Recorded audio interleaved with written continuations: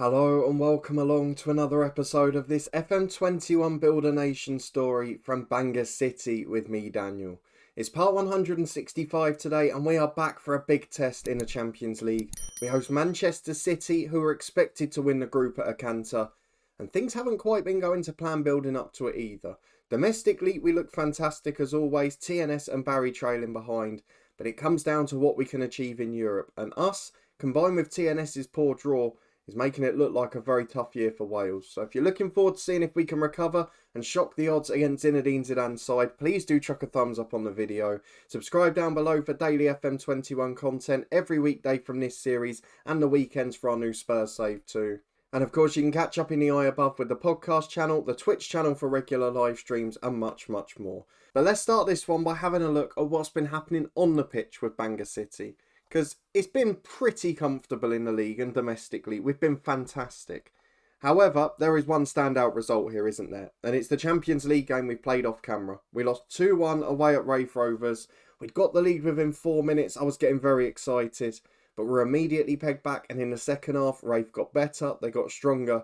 And eventually the chance is told. So Mankas, to be fair to him, maybe slightly at fault for the goal, but made 2 or 3 phenomenal saves from Greg Pringle beforehand. And we came out of it pretty happy with a 2-1 defeat, given the performance overall. Apart from that, it's been scintillating. So let's run through the domestic fixtures quickly. A 4-0 win away at Barla Town, Goulding with a hat-trick and Kane Walters with 1. A 4-0 win at Flint Town, that in the League Cup. Walters with 2, Loza and Harvey Lloyd with 1 each. A late red card didn't really have an impact. A 7-0 win at home to Newtown. They were my tip to do quite well this year, but they've not improved on the pitch. They've been tactically poor, and they've been beaten quite heavily a number of times. So we got 7 past them, 2 for Kavara, 3 for Goulding, who, after our assistant said we should sell him, has been absolutely phenomenal. No way he's our worst striker. Jennings and Kai McDonald added 1 each too. You obviously know the poor night at the office at Raith Rovers. We bounced back though with a 3-0 win against Barrytown United. Lows up Bulkley and Davis with the goals there. Into the international break, it's where it started to get a little bit tougher personnel-wise. Gethin Davis, Lloyd Goulding and Kyo Bulkley helped us to a 3-0 win at Swansea Uni. And then we beat Raith Reserve 6-0 in the SPFL Trust Trophy. 5 for Lloyd Goulding despite missing a penalty. Could have been a double hat-trick if he'd scored that. And 1 for Tom Jones, who unfortunately has since picked up a knock. That was early in the Cardiff Met Uni game, which we went on to win 9-0. Although I have got to say there, 4 of the goals came after 2 red cards, so it wouldn't have been quite as convincing. But because Cardiff Met Uni, they still play that slightly more attacking tactic against us. Makes it very easy for us to deal with. Goulding got 4 in that one, not quite as good as the game before. Again, missed a penalty though. And then Garcia, an own goal, Reyes, Strom and Walters, each racking up 1 apiece. We continued the theme of 3s in the last game against Airbus. People back from the internationals, but we were resting everyone for the City game. So 2 for Harvey Lloyd, who actually played in the middle of the diamond, and Kresimir Loza, who was covering up front. We've got everyone fit bar Tom Jones for this Manchester City game. And the RS side we've got a little bit of previous against. Of course, they are a world-class team now. They're getting better in the Premier League. They won it 5 years ago. They had the highest ever finish of 2nd since then last season. Conte, their star player, is just ridiculously world-class, and in pretty much every position as well. And then they've still got the likes of Jude Bellingham, who's there as vice-captain at 34, and he looks just as good as he is now. So it's a very difficult test we've got in store for us. But at home, we've shown before that anything's possible. If I just show you the past meetings, we did get 1 draw against them, didn't we? No, we beat them. I remember now. It was 2 years ago, wasn't it? It was the 3-0 win. It was a fabulous result. Kane Walters got a brace that day, but I don't think he's actually going to play here. So we'll see how the game pans out, and we'll get into that in a minute. But I wanted to show you something that I haven't shown for a long time, just because of a couple of recent improvements. And that is staffing, because I've shown you extensively the amount we've improved the team and the players we've signed, particularly the summer transfer window just gone, and of course the youth academy development as well.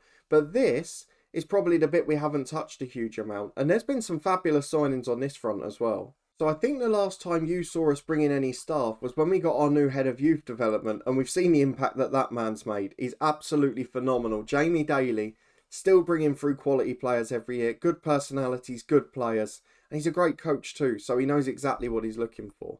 But we have also managed to improve the coaching team a little bit, and we've managed to bring in a couple of great scouts too. So the reason I've been inspired to show you this episode is because we lost Tony Mowbray, one of our older scouts. He went off to the English Premier League, and we replaced him with Stuart Harvey from Southampton. Model professional, brilliant judgment, the Northern Irishman. I'm thinking we might be able to pick a gem or two up with him scouting them as well. But the main improvements, of course, are the coaching team. Neil Critchley, former Blackpool manager, has come in.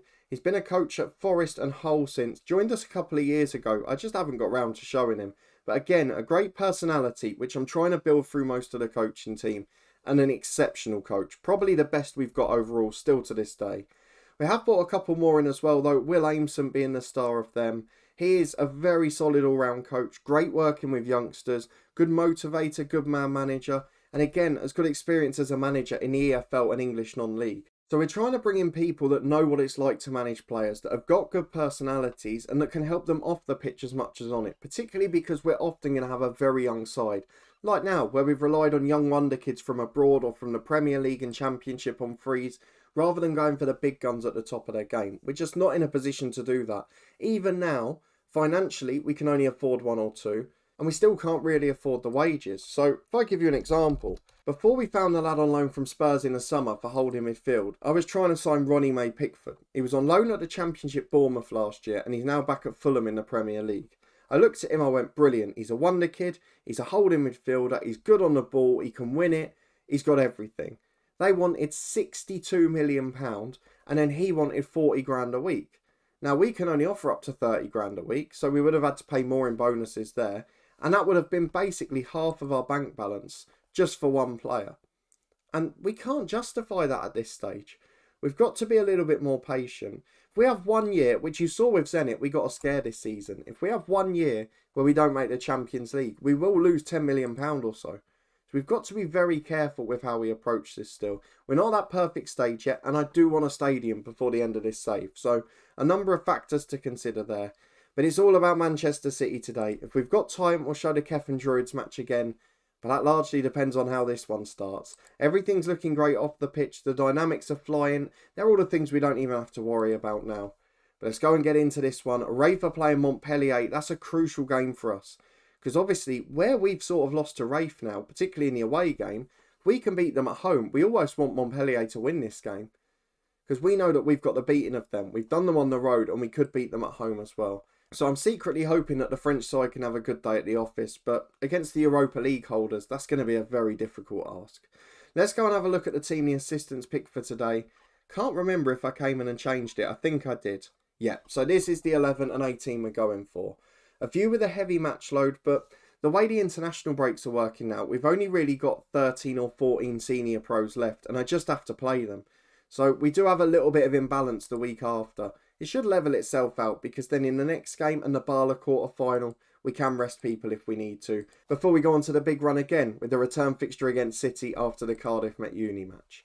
But this is the lineup that we've gone for. It's a pretty strong one. A lot of them, although a heavy match load, is largely due to substitute appearances. And we are finding a problem with our wonder kid striker, Bojan Kvara. Fabulous player, has been brilliant whenever he's played. However, he has got a big problem with injuries. And it's not that he's getting a big injury or anything that puts him out for a month or two.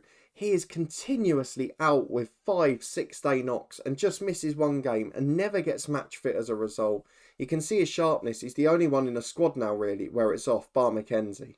So in goal today, we're playing Roberto Simancas. Agost is back from injury and made his comeback at the weekend. Nenov and Fletcher the fullbacks with Whittaker and Jennings at centre-half. A slight side note on Jennings, the wonder kid officially now at 19 years of age. He has signed a new 5-year contract with the club, so that keeps him under wraps as well. And the fact we've got wonder kids that are only 4-star potential, that suggests that Kvara, Bulkley and Reyes are already world class, and Nenov not far behind it. In midfield, we have got Odell, Reyes, Garcia and Bulkley. Bulkley in the number 10 now, got a lot of pressure on him. We've not got Tom Jones to deputise. Geffen Davis having to cover in the middle of midfield more often than not. It does lead to a quite heavy match load, and he's a player with recurring injuries, don't forget Bulkley. Goulding's up front alongside Kvara.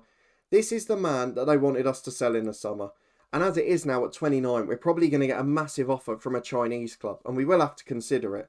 In 5 league starts, he scored 12 goals. In 2 SPFL trophy starts, 6 goals. And he's got 1 each in a Champions League and League Cup too. Lloyd Goulding is the star of the season.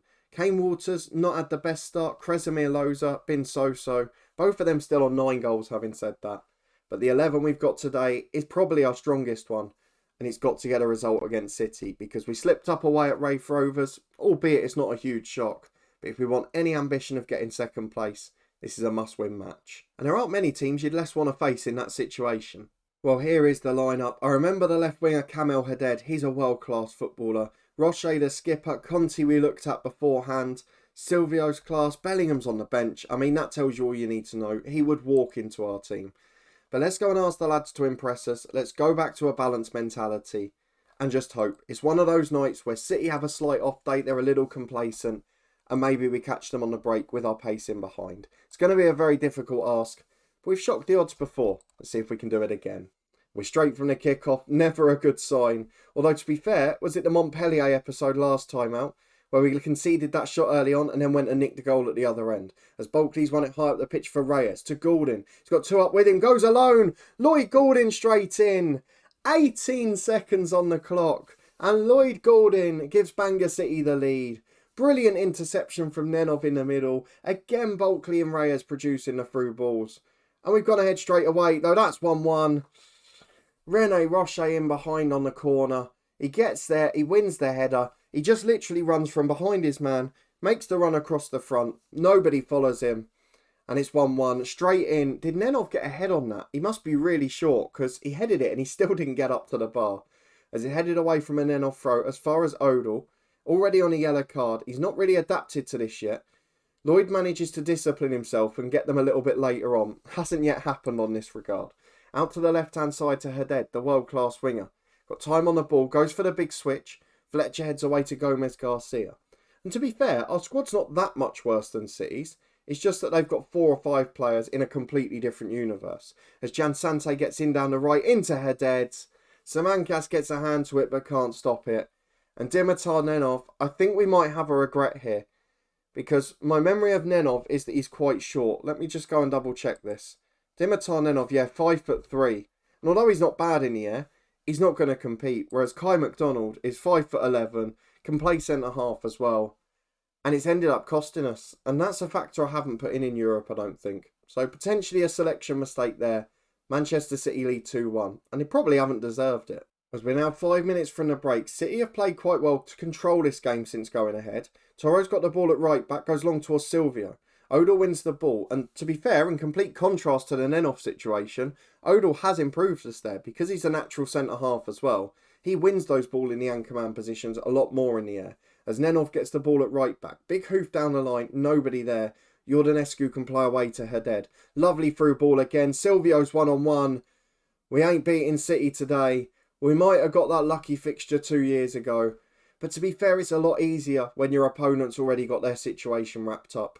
This one, everyone's playing for something. And at the moment, we're not standing a chance. 3-1 Manchester City at half-time. Every shot on target's gone in this game. There's only been the 4 that have led to goals. But we're going to ask for more in the second half. We're going to go and get into it. But I think our priority now is to get the Raith score up after this highlight. As Nenov throws into Reyes. Right side of the box, delivers into the front post. Conti gets it away. Whittaker will chase long downfield. Can he make something of it, or is he going to be closed down? It's back to Simancas, and now Brett Jennings. Out to left back for Fletcher, who's also got a yellow card. Through ball towards Kvara. Still building his fitness. We could do with a goal here, and he gets it. Persic didn't really cover himself in glory, the keeper. But Bojan Kvara won't care. Not had a great game till that point, but maybe that can be the spark that brings him to life. 3-2 now to Manchester City. We've got a slight glimmer of hope. As Fletcher takes a short free kick on halfway to Jennings. Inside to Gomez Garcia and now Odell. Thought it was overhit for a minute there, but he makes something of it. Bulkley finds Kvara and now Reyes. Through again, it's Kvara up front. That shot's poor, straight at Persic, the keeper. He should have made it 3-3 in truth. He did though make it a special occasion. The first shot on target that hasn't led to a goal. Raith have got 2 goals in 2 minutes against Montpellier, so that's that dream over. To have any chance, we have to get a draw in this one. Let's go and make a couple of changes. I'm not taking Bulkley off. I know he's been poor. I'm going to bring Davis on left side of the diamond. Harvey Lloyd in a holding role. And then Brett Jennings is anxious, so let's bring on Whelan as centre-half too. 2 young players on and 1 experienced pro. Let's see if it makes the difference. An equaliser, and this is a great night. as Jordanescu gets the ball on the left. Reyes tries to foul him, doesn't get enough on it. Bellingham, the sub, puts the cross in. Whelan heads away as far as Toro. Can he make something of the possession here? They do look the better side, to be fair. Switch to Jordanescu. Now Bellingham. Out to the left back again. Chance to cross. City again, a bit like us. Always got 3 or 4 men in a box, and it does make them a constant threat. That cross is poor, though, and Davis heads clear as far as Lloyd Gordon. Can play down the line. Conti gets there first, though. We're just not competing today, I'm afraid. Jordanescu gets it inside to Castro. You could argue it's lucky it's 3-2. And it might not be now as Jansante gets in. Very good save from Simancas. The fullbacks have been poor. They've been rinsed most of the time, to be honest. Why we're getting a goal alert for Rafe going 1 up when we've already seen the 2 up, I'm not quite sure. It's headed over from Jude Bellingham. There's 20 minutes to go. And we're going to have to produce something very special here. We're back immediately for the goal kick, which Simancas plays short. Whittaker to Whelan, and now Bulkley. Even he's giving it away in the middle. That's when you know we're having a tough night. Kyo Bulkley can't keep the ball, but Fletcher goes long. Cavara chases. Roche, the skipper, does brilliantly with it. Toro loses out to Kyo Bulkley, though. If ever we could take the one moment of magic. Davis through to Cavara. It's in for 3-3. I was so sure the flag was going to go up. Bulkley's had a poor game, but Geffen Davis comes on. And having that extra number 10 in the diamond means you can just play those little through balls. Cavara has really arrived at the party today. Not had the best start of the club. It's been injury hit too. But he might have snuck us a crucial point in the Champions League. And if we can beat Rafe at home and Montpellier too, providing Rafe don't get anything off City, we could be through to the last 16. As Whelan gets the ball on halfway, it goes all the way back to Simancas. I was about to say, could it get even better? And then he passes it back 50 yards. Nenov at right back into Ruben Reyes. Back to Whittaker again. Chips up towards Gordon, but Conti's there first. And Hedeg can play him behind. Switch to the right to Jansante, who's given Fletcher a torrid time today. Into the box, Silvio finishes. It's heartbreak. I was a minute away and one highlight away from going to the time wasting. But it's too late now. We've got to chase this game. It's Bangor City 3, Manchester City 4. But to be fair, we're competing with the world's best still, as Jordanescu plays to Hedeg. We need to keep the goal difference up now, because that could be crucial too if we beat Rafe by the same score. Jansante gets the ball right side of the box. He's been fantastic here. Dragon gives it away to Reyes though. One last chance to counter. But the pass is behind Davis and it's straight back to City. Silvio right side by the byline. Into the box. It's going to be 5, is it? No. Great save Simancas again. It's been a brilliant performance from City. They'll be so frustrated it's only 4-3. As Esposito heads the corner over. It's been a comfortable night despite the scoreline. Cavara couldn't save us, but hopefully for the future, that performance for him is a real positive. Well, not quite the Thursday night we were expecting. Some bizarre results, some strange ones, and a dark horse that we didn't expect. So TNS lost 1-0 against Levante. You've got a feel for them. They were second seeds in this group. Torino and Levante both below them. They lost their first game 5-0. They lost their second game 3-0. This one improved though. Only a 1-0 defeat against Levante, albeit they couldn't break down 10 men towards the end. Tate though, great to see one of our youth players playing regular Europa League football. That will certainly help him throughout the year. Barrytown United held to a disappointing draw. Now, they did win away at Bate Borisov and have looked better on the road generally, actually. Leo Blake picked up a knock in that one. A 1-1 draw, though, at home. Possibly disappointing having let in a late equaliser and injury problems that have come from it too. I'm just seeing the ones who got a knock in that game to see if they're alright. It looks like they are. But Barrytown United, they're on 4 points. They're doing okay. They're in second place at the moment. However, the other side, Colwyn Bay, beat Victoria Pelzen 1-0. They couldn't, could they? They got battered by Getafe as you would expect, but then a draw at home to the Ukrainian side. Although, again, a late equaliser cost them. Then the 1-0 win at home to Pelzen means that in the Europa Conference group stages, I mean, we know TNS are going out with nothing, but in this overall, Colwyn Bay are second in their group on 4 points, as are Barrytown United.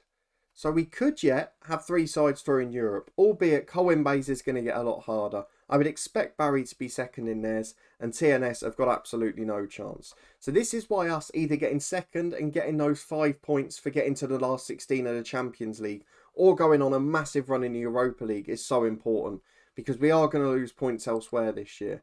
If I show you our favourite screen for what effect that's having at the moment, it's a big one. Yes, we're in 9th at the minute, but so far this season we've got 4 points. The Dutch, the Portuguese above, far better. Below us is where there's a problem. Turkey a point ahead, Austria a point and a half ahead, Denmark slightly better, Russia half a point better. I mean, even some of the sides a lot further down are doing far better than us. So at the moment, we are due to drop next season, only behind Austria at the moment, but Turkey are catching us at a rate of knots, and Denmark only takes 1 or 2 good runs, doesn't it? So potentially problems in the offing, but we're not going to worry about that for now. Let's have a look at the schedule for when we're next going to be back. We're going to get through the City game away and what should be a comprehensive win at home to Montpellier. Quite frankly, it needs to be for the coefficient. And then we're going to be back for the last group stage game, which, if all of the other results go as we expect, will be pivotal.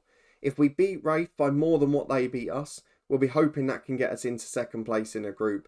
But if Raith take anything off Manchester City, of course, that could be curtains for our expectations. So if you're looking forward to finding out how we get on, TNS in the SPFL Trust Trophy as well, please do chuck a thumbs up on the video. It was a thrilling game, even if not the result we wanted, and good to see Colwyn Bay starting to compete in Europe. We need TNS to get a good draw next year, because if they have more than one bad year in a row, it really will knock them coefficient-wise and confidence-wise. So fingers crossed the others can keep us ticking over for now, and TNS can bounce back stronger next season. If you want to stay up to date and find out how it gets on, subscribe down below and turn that notification bell on.